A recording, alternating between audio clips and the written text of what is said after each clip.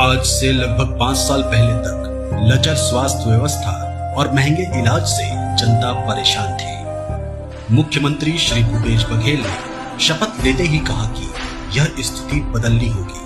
स्वास्थ्य सेवाओं को मजबूत बनाने का संकल्प लेना होगा। संकल्प के अनुरूप समाज के निचले तबके के लोगों के घरों तक स्वास्थ्य सुविधा उपलब्ध कराने मुख्यमंत्री शहरी स्लम स्वास्थ्य योजना की शुरुआत हुई।